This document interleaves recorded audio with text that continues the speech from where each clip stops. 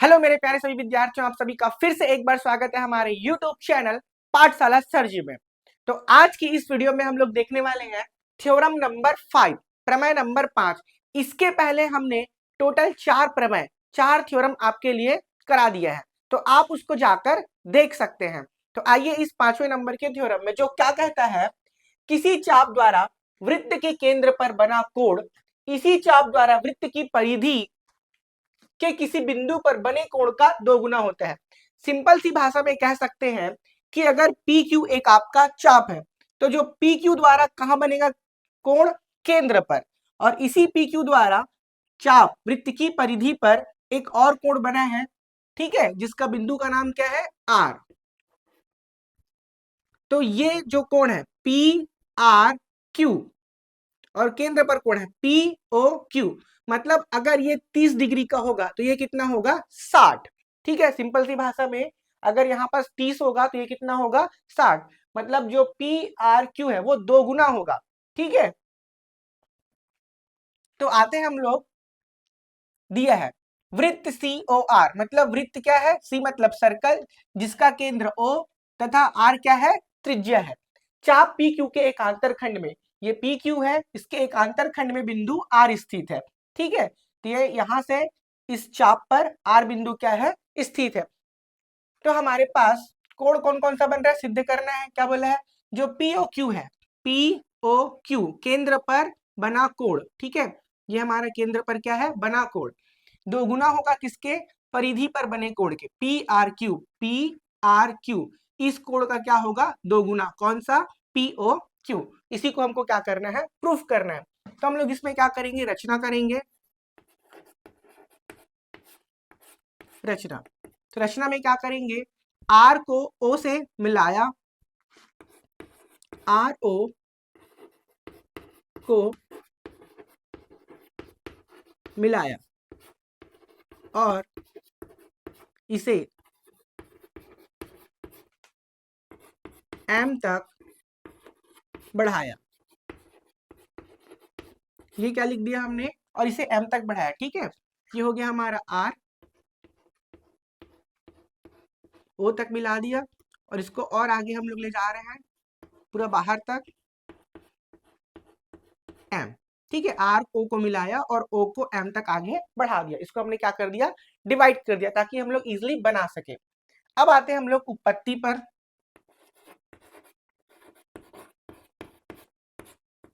उत्पत्ति, ठीक है, तो हम लोग कहां से चालू कर रहे हैं, पी ओ क्यू से, क्योंकि इसी के आगे हमको प्रूफ करना है। ये लिखा मैंने angle P O Q, P O Q. तो आप कहेंगे सर इसको हम लोग क्या लिख सकते हैं, इसको हम लोग लिख सकते हैं P O M, P O M plus क्या हो जाएगा, क्यू ओ एम। क्या लिखा मैंने यहाँ पास, जो एंगल है पी ओ क्यू, ये पूरा एंगल हुआ, इसको दो पार्ट में बांट कर दिया हमने, पी ओ एम और दूसरा क्यू ओ एम, मतलब ये छोटा एंगल ये छोटा एंगल, दोनों को मिलाएंगे तो क्या बनेगा, पी ओ क्यू। इतना आपको समझ में आया होगा। ठीक है, अब इसमें आगे बढ़ने से पहले एक चीज आपको मैं और बताता हूं, सिंपल सा चीज। ठीक है,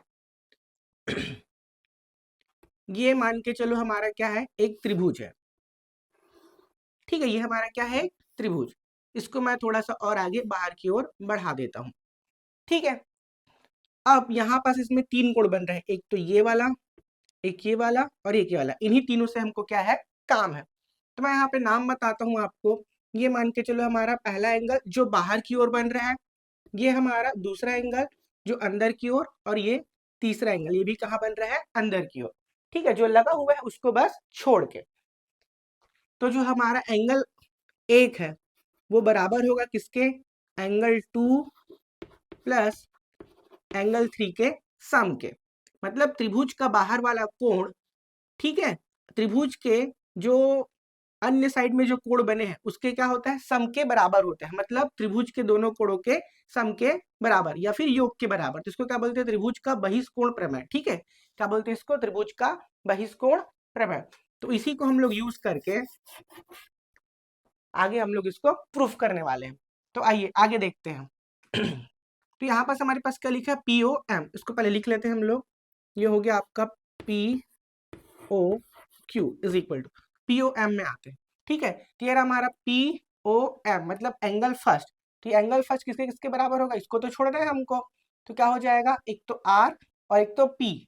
जो पी ओ एम है, एक तो पी और एक तो आर के सम के क्या होगा, बराबर। तो क्या लिखेंगे, O P R, O P R plus P R O, P R O कहाँ से, त्रिभुज के बहिष्कोण पर। वैसे इसका हुआ, अब इसका भी वैसे ही लिखेंगे हम लोग।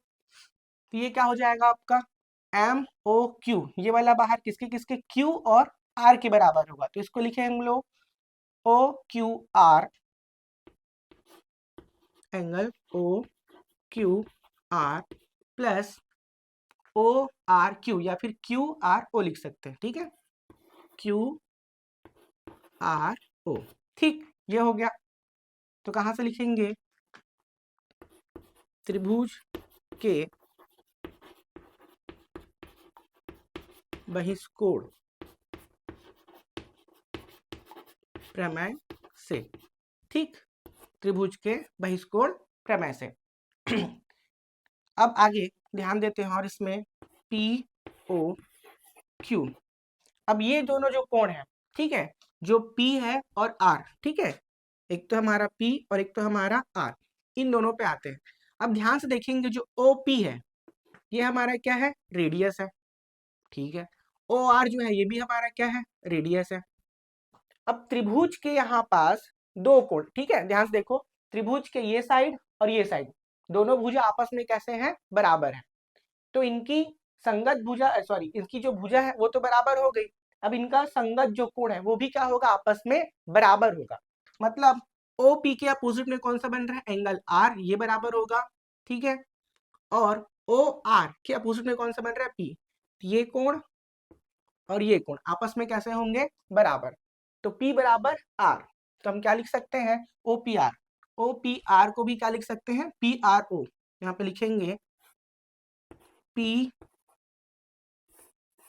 क्या लिखेंगे, PRO, और ये तो पहले से वही है, PRO। ठीक है, क्योंकि ये दोनों कोण आपस में कैसे हैं, बराबर हैं। उसके बाद आते हैं इस साइड वाले में, तो कहेंगे ये त्रिभुज का ये क्या है, सर्कल का त्रिज्या, और इस त्रिभुज में ये भी क्या है, सर्कल का त्रिज्या। तो जैसे ही ये दोनों कोण आपस में बराबर थे, वैसे ही ये दोनों कोण आपस में बराबर है। तो इनकी संगत भुजा बराबर होगी, मतलब Q बराबर क्या हो जाएगा, एंगल R। तो दोनों को हम लोग क्या लिख लेते हैं, आर आर। तो ये क्या हो जाएगा, ओ क्यू आर भी आपका क्या बनेगा, क्यू आर ओ, ये तो पहले से वही है, क्यू आर ओ। ठीक है, ध्यान से समझेंगे हम लोग क्या किए हमने, जो OPR और PRO ये दोनों एंगल आपस में बराबर है। क्यों, क्योंकि दोनों ही यहाँ पर त्रिभुज के तो भुजा है, लेकिन यहाँ पे सर्कल है, जो वृत्त है, वृत्त की क्या है, त्रिज्या, और त्रिज्या दोनों आपस में कैसे बराबर होती है। छोटा सा कॉन्सेप्ट यहाँ पे और बता देता हूँ आपको। ये मान के चलो आपका क्या है, त्रिभुज है। ठीक है, ये साइड और ये साइड आपस में क्या है, बराबर है। तो इस साइड का अपोजिट एंगल ये वाला, और इस साइड का अपोजिट एंगल ये वाला, आपस में दोनों कैसे होंगे, बराबर होंगे। ठीक है, तो ये चीज यहाँ पे क्या हो गया है, लागू हो गया है। अब यहाँ पे लिख सकते हैं हम लोग, क्या लिख सकते हैं, त्रिभुज के या फिर लिख सकते हैं बराबर, बराबर भुजा के बराबर